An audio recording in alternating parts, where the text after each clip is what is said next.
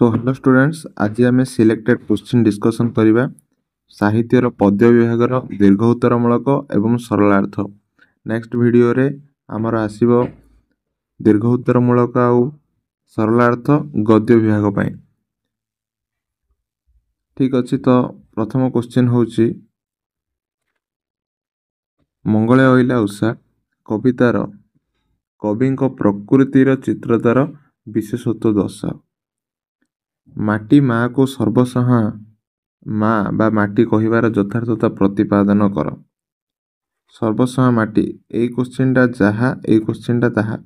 सर्वसहा माटी कवितार माटी प्रति कवि ममता संपर्क रे आलोचना कर। दुईटा जगह क्वेश्चन पढ़िले तुम आंसर सिंगल रहिबो बा एटा भी पचारि पारे।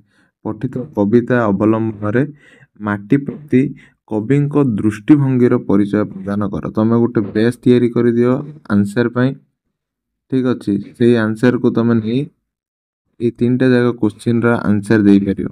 ठीक अच्छे, से परि एक सार्थक उद्बोधन गीतिका भावरे हमर जो जाग बंधन हमरा कविताटा अच्छी से कवितार मर्म आलोचना कर। माने तुम मानकु ए प्रकार क्वेश्चन सब दिया जाउछि जो क्वेश्चन थमे थरे प्रिपेयर करि दबो ना, तो जहाँ भी दीर्घ उत्तरमूलक आसिला तमे ताको बेस करी लिखि परियो।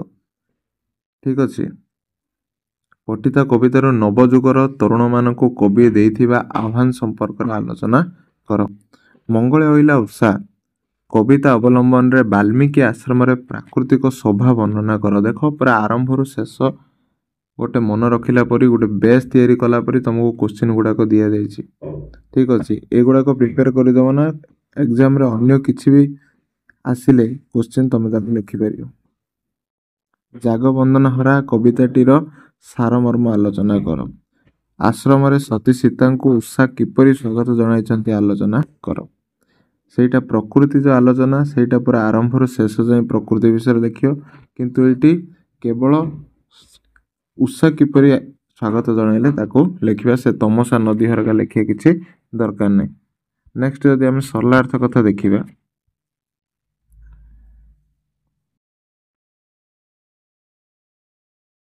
आमे देखिबा एटी कोन तर मुकुति रे मर मुकुति मा तर हसे मर हस तोहरी अंतर आदेश चले मु खुशी तर महाजस।